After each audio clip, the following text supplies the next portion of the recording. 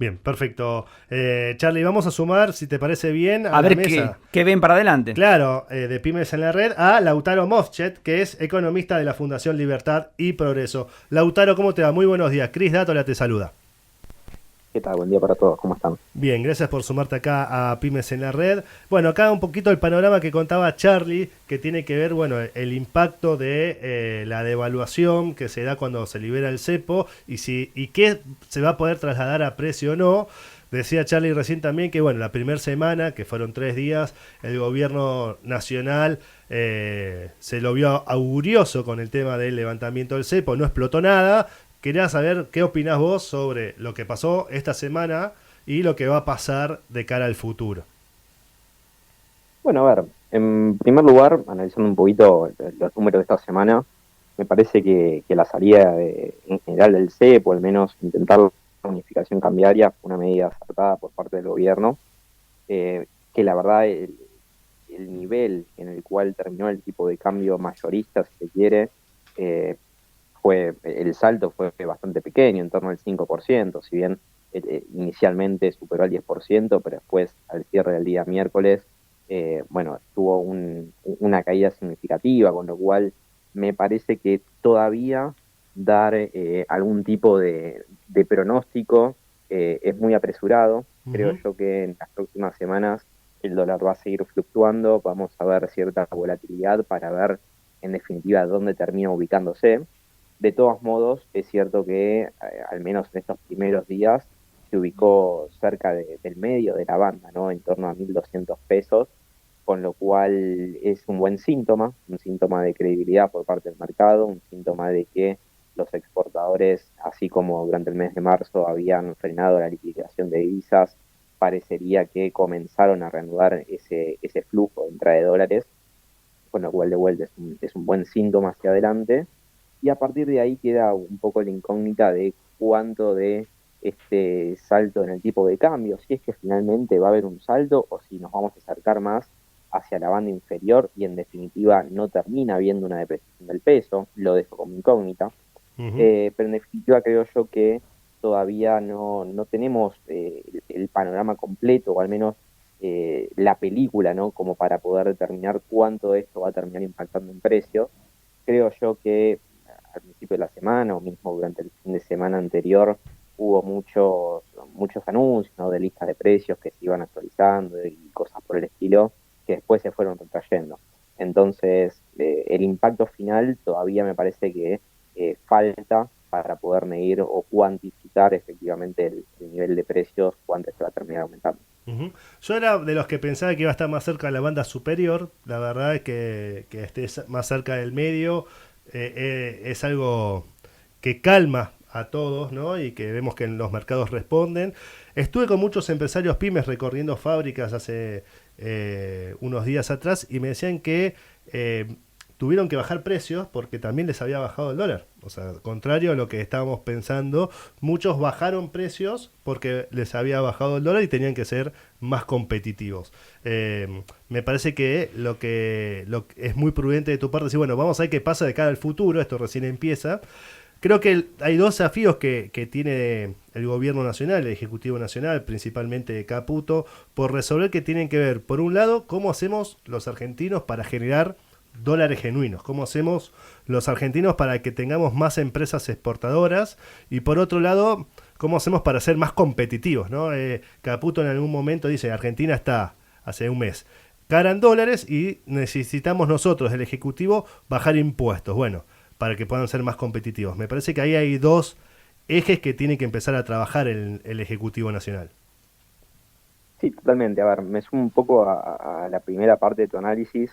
Creo yo que buena parte del dato de inflación que vimos en marzo, que dicho sea de paso y como bien habían comentado previamente, mucho se explica por el aumento estacional de los colegios y a su vez de alimentos, que si a su vez uno hace un zoom dentro del rubro de alimentos, ahí tiene mucho componente lo que fue el salto de carne y sobre todo las cosas de verdura, que más allá desde el punto de vista estadístico, mi punto es que son cuestiones más bien estacionales, ¿no? Recordemos que en marzo o finales de febrero hubo unas fuertes tormentas en la región que probablemente afectaron mucho las cosechas de frutas y verduras que se cultivan acá, y eso probablemente haya tenido impacto sobre la medición puntual de marzo.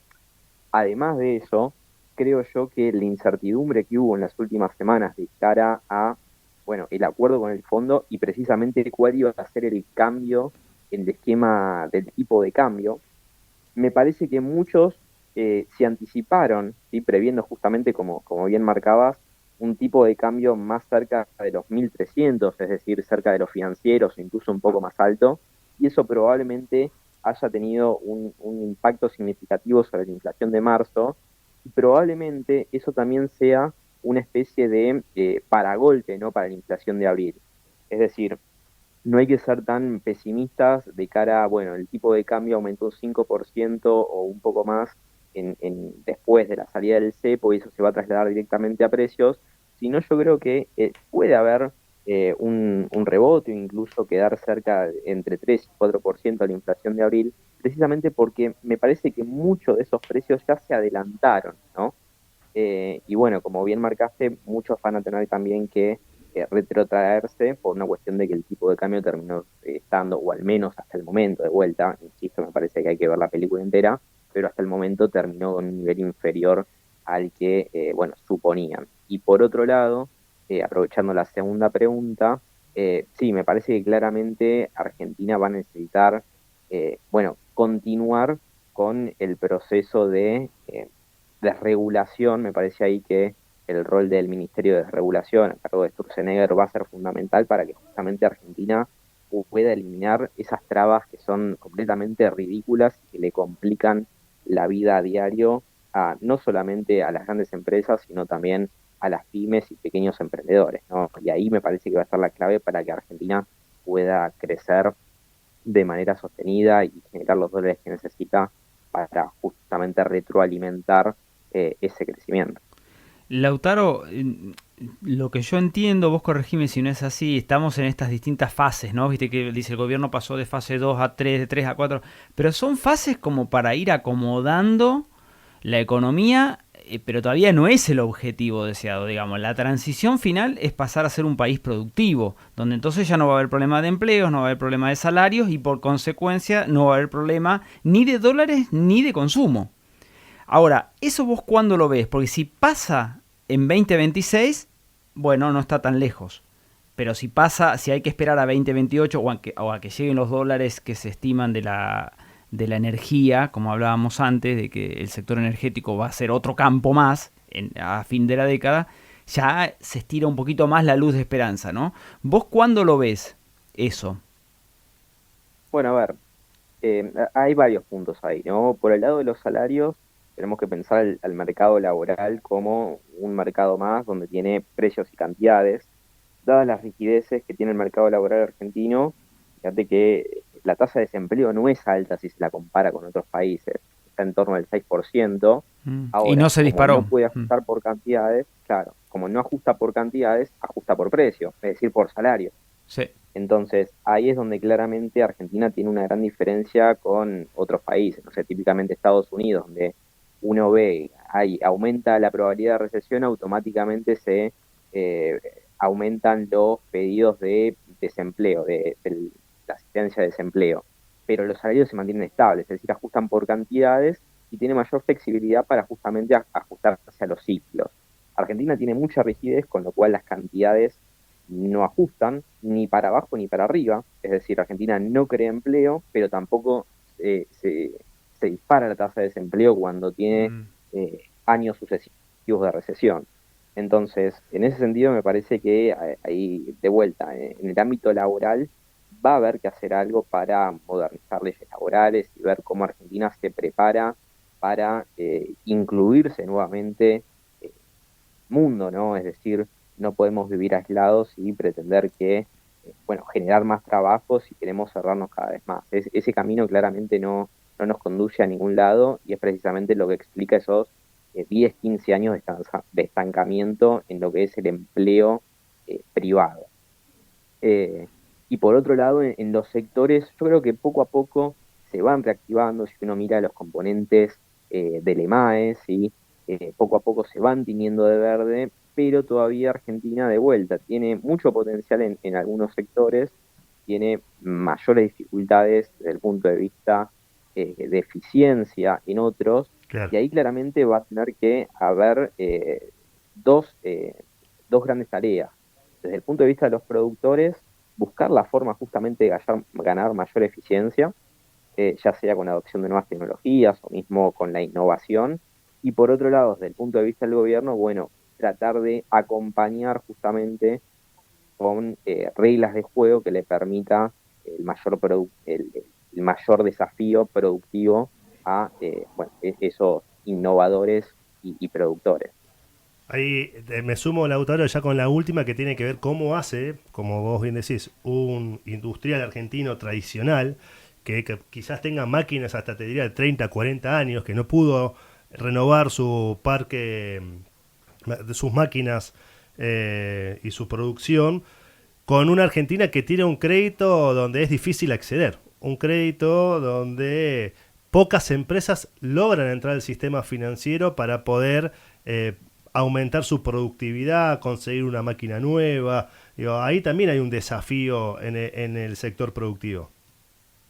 Totalmente, totalmente. El mercado de capitales en Argentina está es prácticamente naciente, ¿no? Es muy pequeño en comparación con el producto, y me parece que ahí va a ser un buen, hay que hacer énfasis, ¿no? En ese tipo de cosas para que, como bien decís, las empresas puedan comenzar a, bueno, financiarse a través del mercado de crédito, el mercado de capitales, y entender que bueno, hay un más allá en lo que estamos acostumbrados. No es simplemente ir al banco a pedir un crédito, sino también que existen otras formas de financiamiento.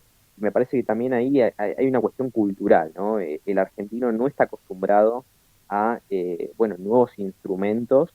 Me parece que es un buen momento, ¿no? Para sumarse en este Mm. proceso de integración o de globalización, intentar también de encontrar nuevas formas de que de que las pymes o cualquier productor pueda encontrar mayor financiamiento a mejores tasas también, porque Ujú. ese es un tema. Hoy en día el crédito en Argentina es sumamente caro, y buena parte de la normalización del crédito va a estar acompañada con la normalización de la macroeconomía. Claro. En este punto ya tuvimos el primer paso, no es suficiente, pero lo más probable es que si Argentina continúa con un sendero de estabilización, bueno, las tasas comiencen a reducirse, y eso no solamente se va a dar con la estabilidad macroeconómica, sino también con la baja de inflación, que también vimos un proceso importante y esperamos que continúe en ese sentido, y con todas estas herramientas que estoy mencionando, bueno, finalmente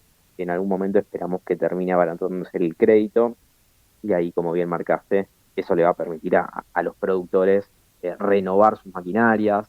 También en los últimos días vimos, bueno, ciertas medidas para que pueda haber importaciones de bienes usados. Eso Ujú. también es un punto importante.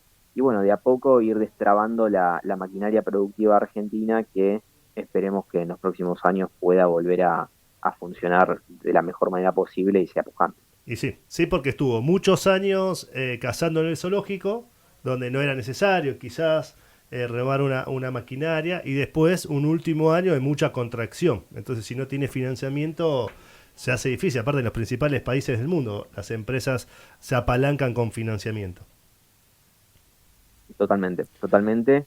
Y bueno, es un nuevo desafío, es un nuevo entorno, ¿no? Hay que acostumbrarnos a un nuevo entorno donde la economía comienza a funcionar de una manera completamente distinta a la que estábamos acostumbrados en los últimos años, pero con la posibilidad justamente de tener mayor probabilidad de integrarse a mercados más grandes, mayor probabilidad de conseguir financiamiento, como bien marcaste, y en definitiva en un proceso que le va a permitir, bueno, conseguir mayor escala, y por supuesto eso va a estar ligado a un mayor beneficio. Bien, muchísimas gracias, Lautaro. Muchas gracias a ustedes, que estén muy bien. Hasta luego. Gracias, fue Lautaro Moschet, que es economista de la Fundación Libertad y Progreso. Llegamos al final y